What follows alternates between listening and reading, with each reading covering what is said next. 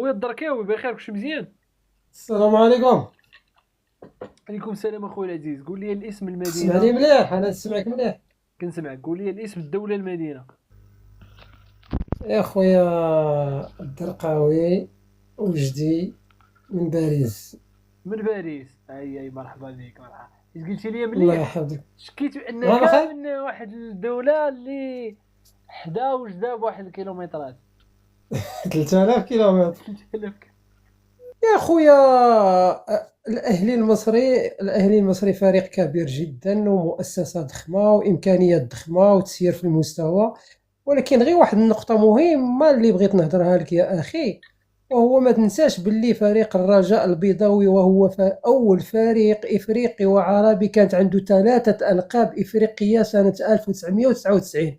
يعني سنة 1990 فريق الرجاء البيضاوي كان أكثر الفرق الإفريقية ألقابا. غلط غلط غلط. لا صح، سنة غلط. 1990 آخر لقب لفريق الرجاء. الزمالك عنده 4 والرجاء كانت عندها 3، تلاقاو بجوجهم 2002 وحدوا وسالاو ديك كانت عندهم بحال واحد القرابه في عدد الالقاب. فراها الزمالك وصلوا 5 الالقاب، وده كان اخر نهائي للرجاء البيضاوي في دوري ابطال افريقيا.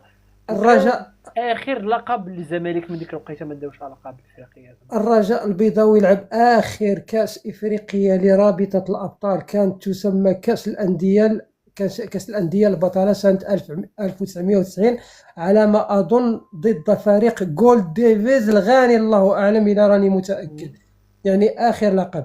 المهم أنا ما متأكدش من المعلومة، لا لا، ولكن ماشي اخر الفريق لقب، زعما كدوي على كاس الابطال قبل من دوري الابطال كأس زعما. كأس الأبطال، يهدر لك الأبطال، يهدر لك آه. أبطال إفريقيا.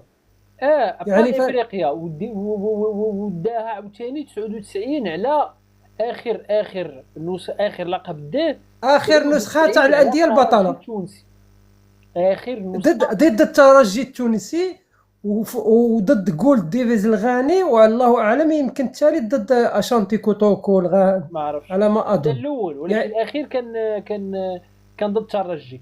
اخر كان ضد نهائي لعبوا فريق الرجاء البيضاوي لعبوا كان في 2002. تونس كان في تونس وفاز بضربات الجزاء على فريق الترجي، ووقعت كارثة تحكيمية في هذاك اليوم هو طرد أتذكره. اللاعب الرجاوي في اول طرد مباراه. اللاعب الرجاوي، وكانت المدرسة الرجاوية كانوا الأغلبية اللاعبين من مدرسة فريق الرجاء البيضاوي، يعني أتذكر هذاك اليوم جيدا جدا يا أخي. السؤال اللي عندي، تصور أنت فريق كبير وكبير جدا كفريق الرجاء البيضاوي يحرز 3 ألقاب في سنة 99. ماذا يقع لنا يا أخي؟ ماذا يقع؟ فريق الرجاء البيضاوي عنده قاعدة جماهيرية كبيرة جدا، فريق عنده كل الشروط باش يكون من اكبر الفرق الافريقيه. الخلل فين كاين الله اعلم، هو والوداد البيضاوي يعني. حتى هنا في الوداد مصر، البيضاوي وفريق الرجاء البيضاوي عنده واحد الجماهيريه كبيره بواحد الشكل يمكن ما تخيلوش. يعني فين ما مشيتي في مصر غتسولهم على الرجاء كيعرفوها. وهذا الشيء ماشي غير في مصر، بل في الوطن العربي باكمله عنده واحد الشعبيه. متفق. بل نقدر نراهن بانه الرجاء البيضاوي صاحب الشعبيه كفريق مغربي الاولى خارج المغرب. هذا الشيء من واحد متفق. خارج ما كاينش في المغرب. انا مت... آه انا الرجاء مت... آه انا متفق معك، ولكن يا اين الخلل يا اخي؟ كل مره يمر علينا رؤساء فرق، رؤساء مع كامل احتراماتي لهم ينتخبون بطريقه انا نشوفها عشوائيه يا اخي. يجب فريق الرجاء البيضاوي يجب أن يكون فريقا محترفا بمعنى الكلمة، وتكون هناك الانتخابات لرئاسة الفريق. يعني فريق الرجاء البيضاوي عنده كامل المقومات باش يكون من أكبر الفرق الإفريقية. من العيب والحرام فريق الرجاء البيضاوي ما يلعبش رابطة أبطال إفريقيا كل سنة، لازم عليه يلعب كل سنة. وعلى فكرة، أنا مع زيادة عدد الفرق الإفريقية لرابطة أبطال إفريقيا والكاف، ولكن لبعض الدول، يعني الدول التي تحتل المراتب الأولى مصر مثل مصر. والمغرب وتونس هادشي كان مقترح. ولكن الرجاء البيضاوي نكونوا واقعيين عاوتاني، لا الرجاء لا الوداد عندهم واحد الازمه ازليه في التسيير. انت سيري مثلا يا فاش سير. كدوي على النادي الاهلي راه كدوي عليه باش تحاول كتعلم منه. وهذا الشيء قالوا لي واحد من ما عقلتش في يومين تقريبا احد مشجعين المغرب الفاسي، بانه كانت واحد الخرجه لعمر بن نيس رئيس للاسف نادي الشديد المغرب وانا لا الفاسي، اتفق وقال معه.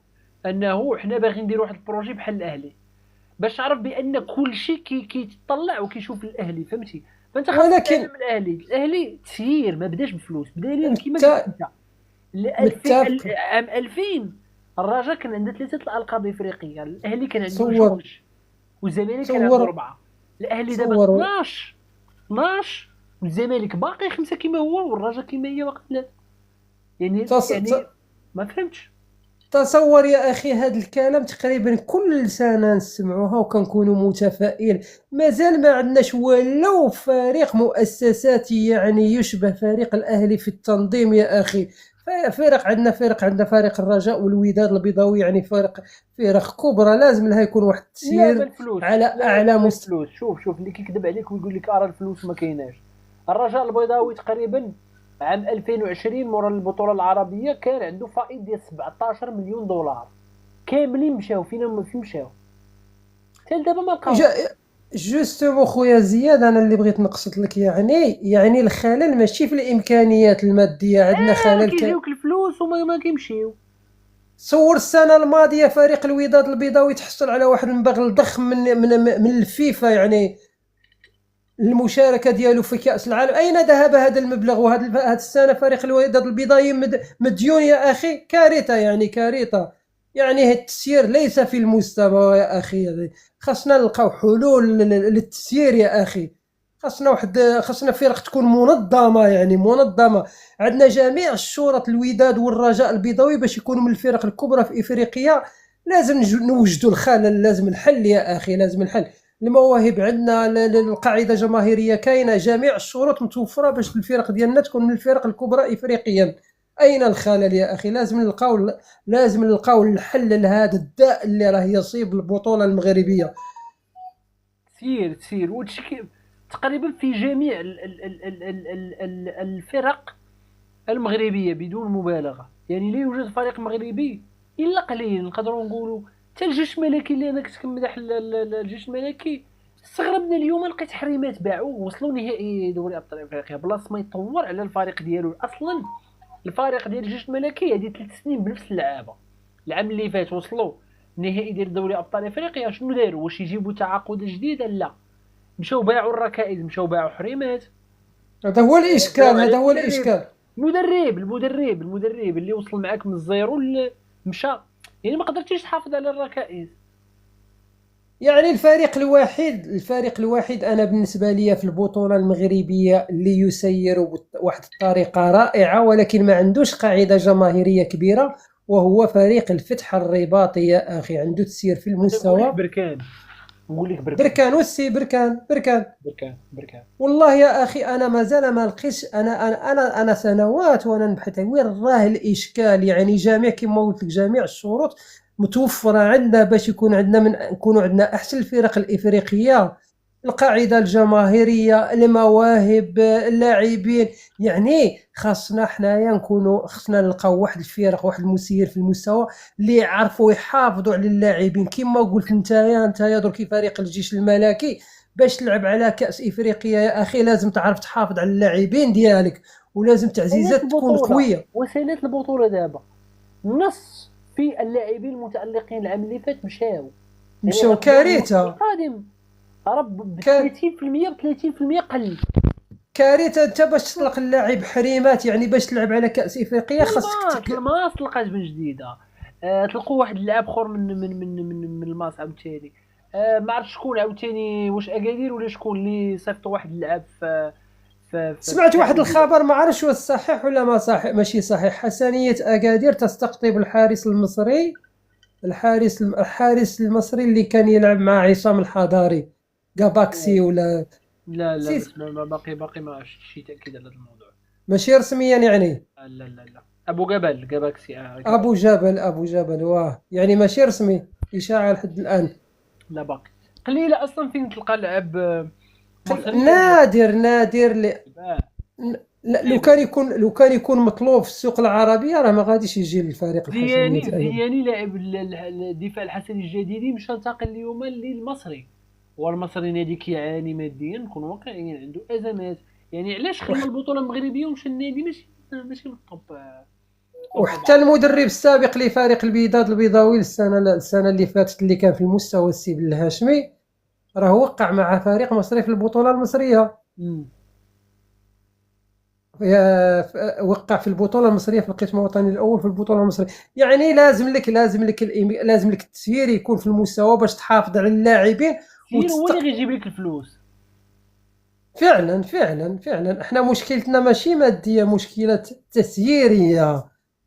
صح. يعني خاص بحال مثلا فريق الرجاء خاص يكونوا عندك اعضاء مشتركين، يعني واحد العدد يكون كبير كفريق الاهلي المصري، يعني فريق جد منظم صراحه فوق هذا. 200 ألف منخرط ولا 300 ألف، كل واحد مخلص 30 مليون، ضربها، راه واحد الرقم تاريخي.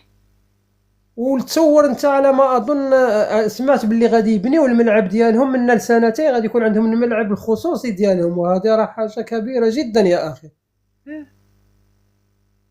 يعني النادي الاهلي الصراحه كنتمنى بان هاد الناس، الفرق المغربيه وخصوصا في الفرق الجماهيريه، انهم ياخذوا هذا النادي كمدرسه. اولا يديروا معاه شراكات، يديروا معاه شراكه. والنادي الاهلي ما كنظنش غير فضره، اصلا النادي الاهلي داير يمكن شراكه مع الرجاء تقريبا. يديروا معاه الشراكات ويستافدوا منه، ويستافدوا من والله المسؤولين ويقراو منه، ويشوفوا كيفاش هذا النادي كيسير المؤسسه ديال المنخرطين. ف ف والله ف يا اخي ما عرفتش منهم والله افضل. يا اخي انا اذا فقدت الثقه يعني في المجال التسييري في المغرب. انا اتكلم على خصوصا على البطوله، يعني البطوله يعني ما كاينش واحد المشروع، ريحه المشروع ما كايناش، مم. مشروع طويل المدى، يعني مشروع يكون مشروع حقيقي لفريق محترف. يعني حنا طبقنا شبه الاحتراف سنوات وما كايناش النتيجه لحد الان يا مم. أخي. تحياتي لك اخويا عزيز، شكرا لك على المشاركه الجميله. لا شكر على واجب يا اخي، لا شكر على واجب.